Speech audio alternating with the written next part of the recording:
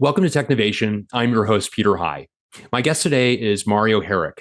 Mario is the Chief Executive Officer of XPO, a less-than-truckload transportation business that was recently spun out of a larger organization. We'll talk a bit about that spin out momentarily. Mario has been the Chief Information Officer of XPO Logistics and the President of LTL prior to his current role. He was among the first few employees at the company and has been a key member of the team that helped the company become the seventh best performing stock among Fortune 500 companies in the past decade. I look forward to speaking to him more about his journey from CIO to CEO and his vision for the future of the business as well. Mario, welcome. It's great to speak with you today, and it's always great to see you. Thanks so much for having me on, Peter. Well, really exciting times, Mario. I know it's only recent days, in fact, that you assumed the role of Chief Executive Officer. You had a chance to go to the stock exchange and ring the bell. Talk a bit about that transition and some of the exciting times that recently transpired. Well, it was a great moment in time in our company where we spun off our technology-enabled truck brokerage platform as a new company called RXO. And XPO is now solely focused on our less-than-truckload business here in North America. It was just an amazing experience that marks a new chapter in our company. We had a lot of our team members gathered there, and we celebrated what that next chapter is going to bring to us as a company as we continue to grow in that business. Excellent. And I know, I mentioned you were there near the beginning of this business, one of the earliest employees. I can only imagine the remarkable growth that you've seen, growth in people, growth in revenue, of course, growth in the operation itself.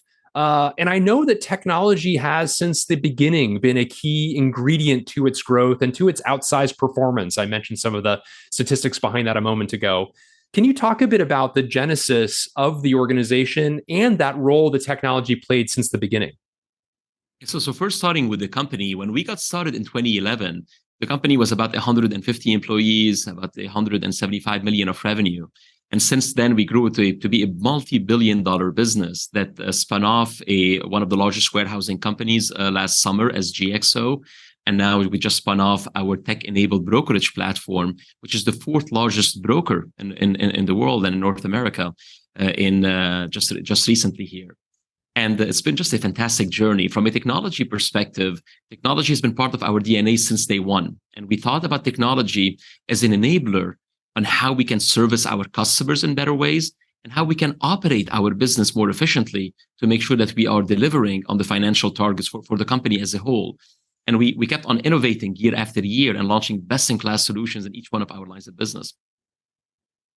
Talk a bit about XPO Connect, a platform that was also one of the centerpieces of that growth. Talk about its genesis, if you would, and its evolution.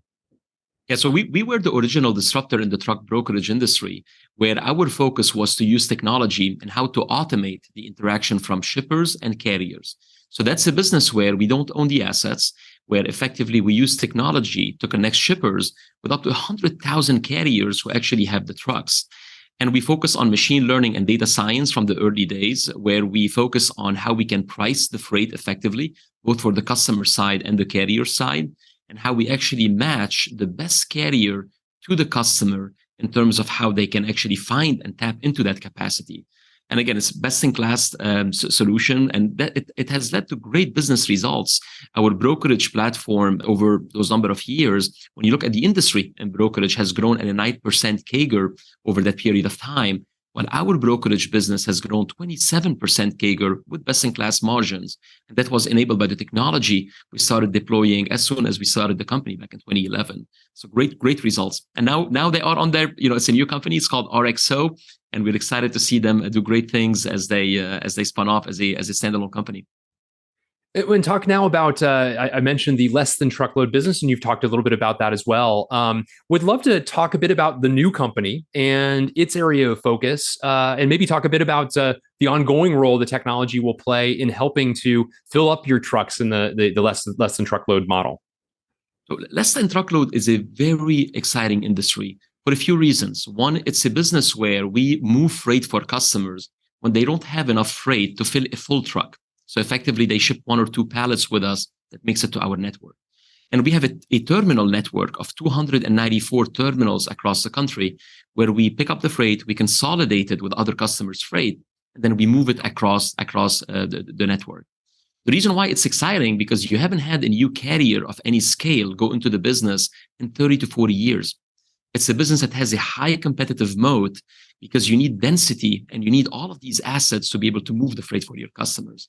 Now, on the technology side, just to give you a small example, we're in the data business. So we use technology from a data science and algorithmic perspective to optimize how we move the freight.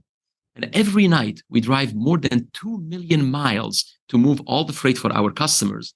So 1 point of efficiency improvement that is driven by our machine learning algorithms drives more than $16 million of profits to the bottom line.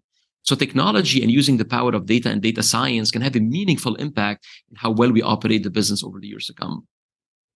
And behind great technology are great people, Mario. And the people who possess the skills associated with data science and machine learning are some of the most sought after in all of business. Talk a bit about the team that you have built and the case you have made for those great talented people who could live their career anywhere to make their career with your organization. So this is a topic I'm incredibly passionate about, Peter, for a simple reason, because great technology comes from great people. The same way that great business performance comes from great people. It's all about the people. If you hire and retain the best talent and enable them to do their best work every single day and give them an inclusive environment where they are respected for their work, where they are motivated, where they are overall really supported in being able to deliver the best outcomes, they can do great things for the company. When it comes to technology specifically, from the early days of the company, we focus on hiring the best talent. We've hired talent from the best colleges in North America. We've hired talent from the best technology companies as well. And I'd venture to say we have one of the best data science team, not only in the industry, but in many industries as well. But we focus a lot on hiring the best and brightest to solving the type of challenges we see from our customers or in the business to make sure we are driving the best outcomes from the use of technology. Your growth, Mario, has been fueled by so much of the innovation that you've described. It's also been fueled by acquisition, and acquisitions for so many companies are very tricky. There's all sorts of data that the number of acquisitions that are made that don't prove to be accretive to the organizations that embark on those M&A events are many. Some would say the majority, in fact, and it would certainly seem to. The performance of this organization would suggest that you've done a very good job of identifying great partners and great targets to that is companies to acquire and integrating them very efficiently and well. Can you talk a bit about some of the methods you've used to perhaps buck the trend of organizations that are highly acquisitive, having some disappointing results, at least in many of those acquisitions? Yeah, so in the first phase of our company, we acquired 18 companies that we integrated. And obviously, over the last couple of years, last summer, we spun off our warehousing business as a separate company called GXO. And now we just spun off our tech-enabled brokerage platform as RXO. And all of these have gone flawlessly well. And the key ingredient that we always focus on, number one, is focusing on the people. A lot of times when companies acquire other companies, they look at the acquirer saying, well, these are the best practices that we think you should implement in your business. But the way we focused on it was when we acquired the company, we acquired it for its best practices and its people and its business practices. And what we typically do is, as opposed to take what's best from one side, to actually elevate and get what's best in both companies and make sure that everybody feels included in that conversation of how we're going to integrate the businesses and then how we're going to grow them from there. So we've had tremendous success in integrating those businesses and also focus on growing them organically after the fact.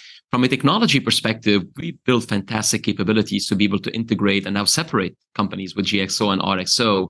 And it all goes back to process and people as well, and making sure to move fast. A lot of companies linger in terms of integrating acquisitions, while if you integrate those acquisitions rapidly and make sure that you have a strong execution behind it, that leads to better outcomes at the end of the day.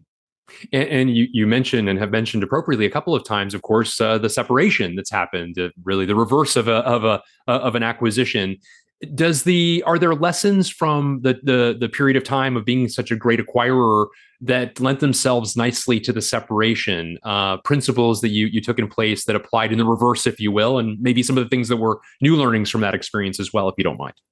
Yeah, of course. A lot of it is the checklist when you think about integrating systems is the same checklist as separating systems, as an example. You're going through financials, HR systems, your email, your infrastructure, your operating platforms. So a lot of these checklists are very similar, but obviously you're doing them in reverse, as opposed to in integrating into one system. You're separating into two different systems. In terms of lessons learned on the separation side, it was a bit different for us when we spun off our warehousing business as GXO and RXO as a truck brokerage business, that both of these are actually publicly listed companies. So it was a public company spin-off, while when we integrated companies, it was predominantly they are part of one public company. So obviously you have all the SEC filings, the processes that you follow to establish a new public company. That was different with GXO and RXO as opposed to the first phase of integrating the 18 acquisitions. Mario, I know from past conversations you and I have had that you are rightfully proud of having built a culture of innovation. And again, that's a thread in many ways that's one we'll hear throughout this conversation is the results of that culture of innovation. Can you talk a bit about some of the principles associated with that and ways of operating and driving a culture of innovation that clearly has paid great dividends for the organization? Well, it first starts with the people. It's creating an environment where people can disagree with each other, but disagree respectfully. It's creating an environment where we're always thinking about how to improve processes and use technology to improve those processes. A lot of times when you think about technology, people think about the actual technology solution or the technology stack you're using.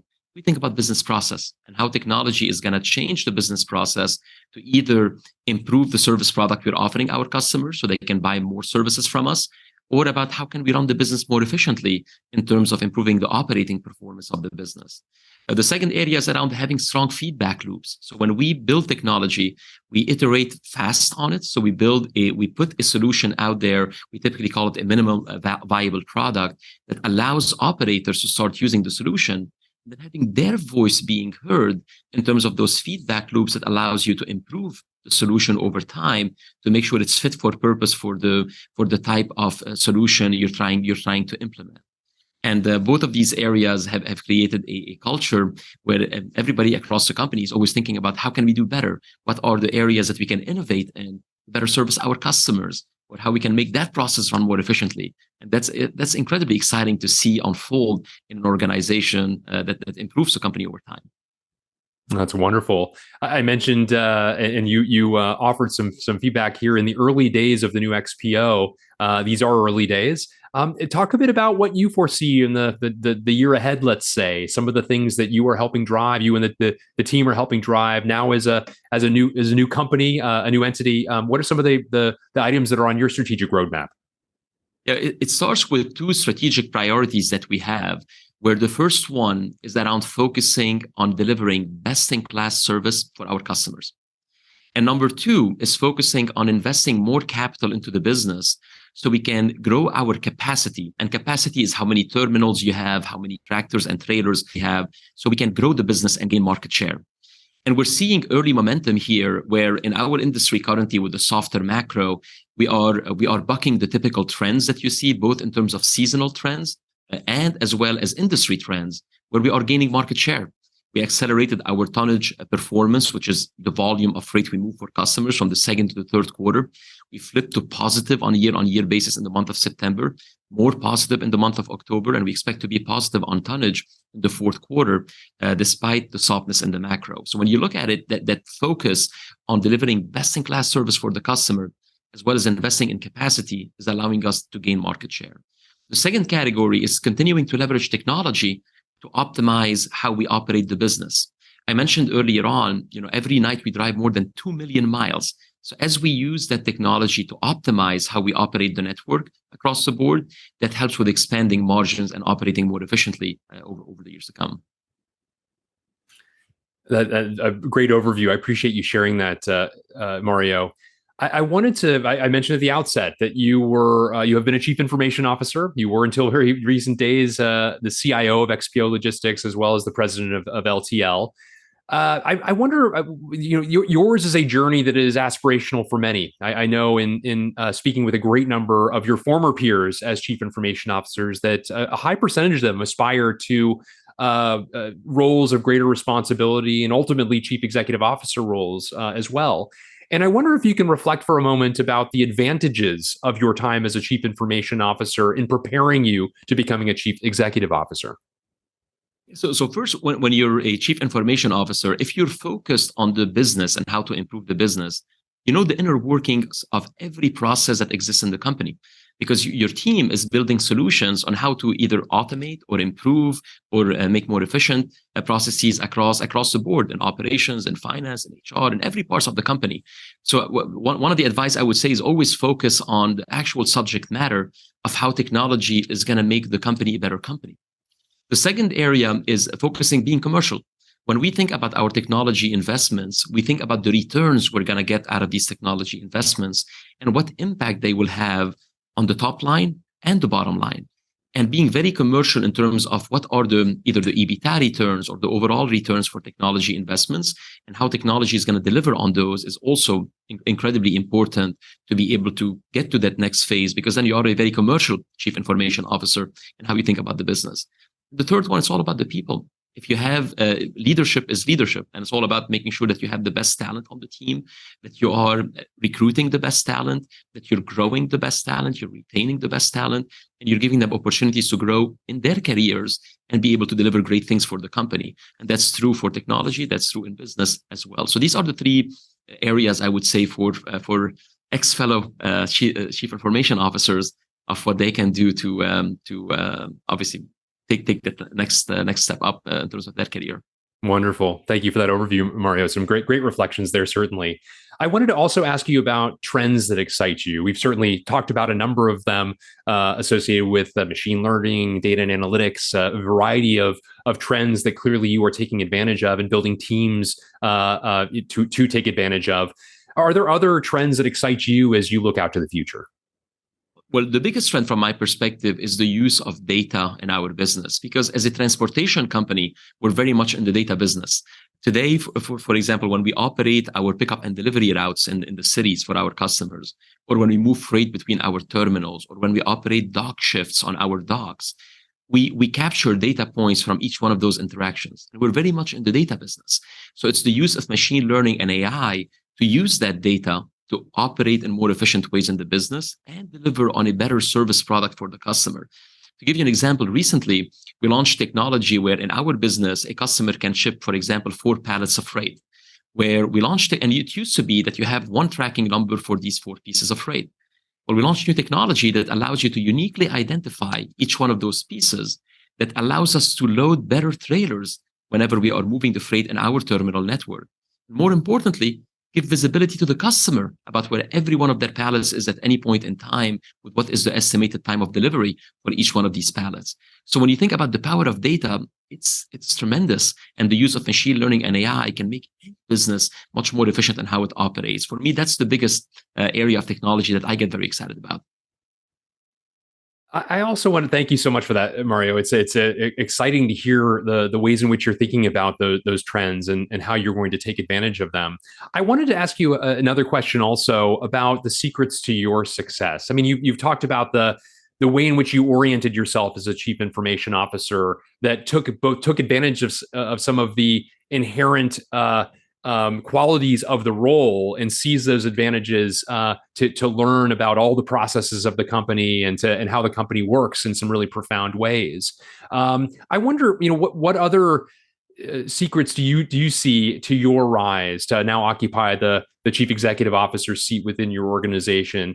Other difference makers along the way that have helped you on your pathway to your current post. I say one is always surround yourself with great people that you have tremendous respect for, and then enable them to do their best work every single day. So actually pave a path for them to be able to deliver great results for the company, but also set achievable goals, but also aggressive goals to move fast and actually win in any process or solution or in business generally. The second area is humility. A lot of times, when you're in an executive role, you think about your role that you might know you have biases or certain things. But when you stay humble and you're always listening and learning, that enables you as an executive to be better, but more importantly, it enables others around you to come up with better solutions than what you could think of. So I think humility is another trait that I think is key to success in any leadership role as well. Well, great insights across the board. Mario Harik, thank you so much for taking time with me today, sharing a bit more about your remarkable journey. Congratulations on your progress, your company's progress, and best wishes to you as you embark on this latest phase of your journey personally and your company's as well. Thanks so much for having me on, Peter.